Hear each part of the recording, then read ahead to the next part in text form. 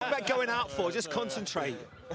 You feel like they're going to be the match for anybody here, though, don't you? Newcastle United, having seen off Manchester United, Chelsea, now Spurs, and Arsenal in 2 weeks here. What could be another huge fixture? Well, you see what they did to Arsenal this time last year, weren't it? It was around this time last year. Yeah, it was the penultimate. Well, it was the final Monday of the season. They gave them a right good hiding that day. So this is a difficult place to come to. Like you said, they press from the front, in your faces. Arsenal will try and play out from the back. It'll be what a great game that will be if Arsenal need to win the game and Newcastle need some points. We've talked one about of the games of the season. Yeah, absolutely. And these, obviously, you can see the reverse fixtures, results in those. They haven't lost to any of the teams that they've got left this season, Newcastle United. Danny, should they be going for third place now? Never mind finishing in the top four, finishing above Manchester United. For me, after what I've just seen today,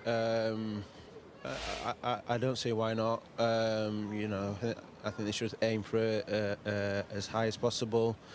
You know, and continue on this amazing performance that they put out today. The only downside is you know, they didn't keep a clean sheet, but you know, finish strong. They've got 7 games left, I think, and 4 of them are at home. So, you know, third is definitely achievable for this football club.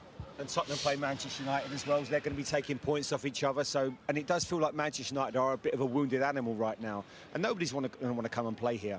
You just feel it. I mean, I had it in my time when they had the Ginola and they had the great entertainers. Such a difficult place to play with, like Andy Cole and players like that. Right now, this is just not a place you want to come to. The crowd, the atmosphere, the adrenaline, the players that they've got, it's just a really, really difficult place to come. And especially if you're not on it, like what Spurs were in that first 20 minutes where they were shambolic. You have to come and you have to be able to have that calmness and that presence of mind to not get affected by everything that's going on around you, because this shows you right now where they are. I mean, 88%, I'm not too sure about these statistics really, but they change every day. 6-point cushion. Well, of course it changes. It changes by result, doesn't it? Well, I don't think they make it up as they go along. Well, yes, they do. Jamie said a good point. If you look at Newcastle after the game, every fan's in the stadium waiting for all the staff, all the players. Rightly so, the Spurs fans are already left at half-time. It's like they're going that way with the fans and the disconnect with the club, while this is just growing and growing and growing. And that momentum can take Newcastle all the way into the Champions League. We've got Spurs to talk about.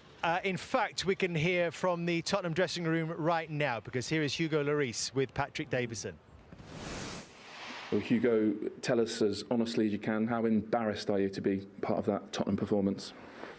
Yeah, it's very embarrassing, and the first thing is probably we should apologize to the fans who travel, or the fans who watch the game.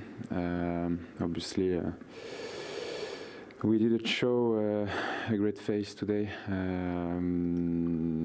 I think we could not match the performance of Newcastle players. We were late in all the aspects of the game, and we completely missed the first part of the game, no? And obviously the second half is another story. But yeah, it's really painful today. So 4th against 5th, such a big match towards the end of the season. Why were Tottenham found so lacking today on such a big occasion? Well, it's not even about talking of tactics. It's just we could not fight. We were late in all the aspects of the game, as I said, and I think Newcastle they just had a great performance. They were very aggressive. They were very offensive every time they get the ball. They were looking forward and probably, I don't know, it's difficult right now to assess, no, and to analyze the performance. But the first thing is there was probably lack of pride, you know. That must hurt to say. As captain of Tottenham, that must really hurt to say. No, but to concede, I don't know, 4 goals in 20 minutes, or you know, you can get punched once, twice, you can concede, but on the pitch was something strange. Like we could not even react. You know, we could not even bounce back into the game, into the performance. But also Newcastle deserve a lot of credit because they started the game 100 miles per hour, and they were very dynamic, and they knew exactly what to do, you know, with the ball, without the ball, and then, as I said, we were a bit late everywhere on the field and in all the aspects of the game. You said it wasn't about tactics. Does that change of shape, going to a 4 at the back, explain anything of those first 20 minutes? Yeah, but we can try to find excuses and try to find, you know, to try to analyze the performance. But the first thing is, I think we miss the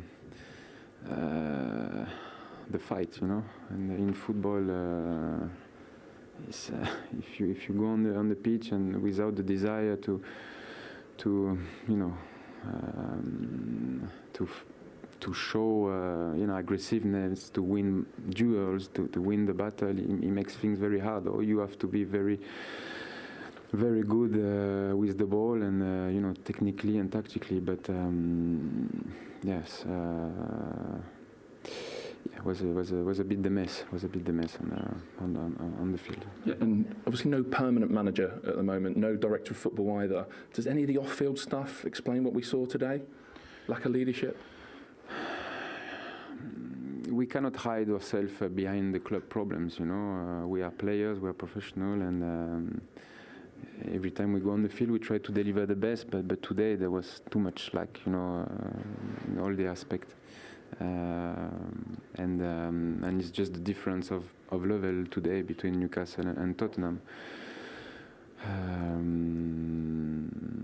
Now, you know, there is two other games very difficult in the week, and we have to bounce back as a team. Very lastly, you came off at half-time. How are you?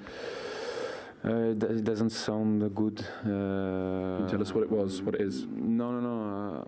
Yes, I don't know. I think it's a muscle, but around the hip, I feel something on the kick, on the long kick, and it doesn't sound good. But we will see tomorrow, in 2 days, you know, after a scan and MRI. Thank you for coming out. Thank you. Thanks. Hugo Lloris, who just came out of the Spurs dressing room, and just watched Daniel Levy walk from the top of the stand up there and go straight down the tunnel, perhaps going into the Spurs dressing room himself. Danny, how hard are those interviews to do when you've just been on the end of a defeat like that?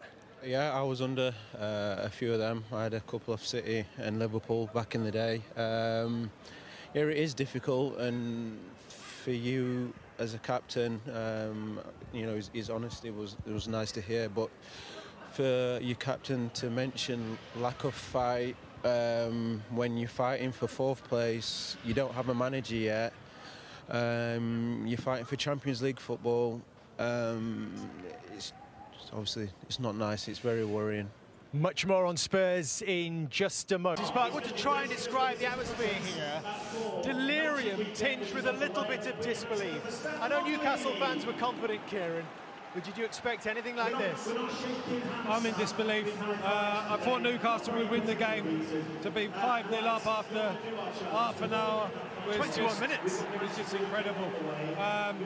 There was a lot made about Conte when he came out with his outburst, about the Spurs players, and these are why he gave the outburst. Everything that he said in that press conference has come true. Spurs, the players, they get the managers, they cost the managers the job. They're that bad. We touched on it about the fullbacks will be a problem. The centre-halves have been poor. Midfielders have been poor. I think Skip's the only one who's really tried a leg. And they got put to the sword. And plan A didn't work. Danny, I think you were applauding the back four, weren't you? I have to remind you of that. Yeah, and then Jamie told me you have to have the right personnel for a back four. So, yeah, I was wrong there, but, you know, there's been so many mistakes, and all I've been thinking all first half is, how am I unemployed? So, but yeah, to be 5-0 down after 20 minutes is unheard of for a club that is supposedly a massive club. Newcastle have been absolutely Magnificent. magnificent. I think we'll talk more about Spurs and Inquest after, but that pass of the season so far, De Bruyne, Odegaard, nobody's played a better pass than that. Magnificent from Joe Willock. He's a player banging form, and when it goes to Alexander Isak right now, normally it ends up in the back of the net. And they have been unbelievable. It's been a joy to be here. I stood up and applauded this goal. It was that good. The touch and a little finish. Magnificent. Newcastle, they've showed how to play modern-day football. They've played with energy, they've got appetite, they've got great skills in tight areas. Even and this they've goal, just been Jamie. a joy. It's been a great goal. I mean, Comes Isak into has a been pocket, runs fantastic. in, second ball, great first touch, and he's a clinical finisher. And like we were saying, it could be 7, it could be 8. They've been at it, and it's just a shame that Spurs have been so poor. They've let the fans down. They've let everyone associated with the club down, and it took half an hour for him to change it back to a 5 at the back, but the game's over then. But Newcastle in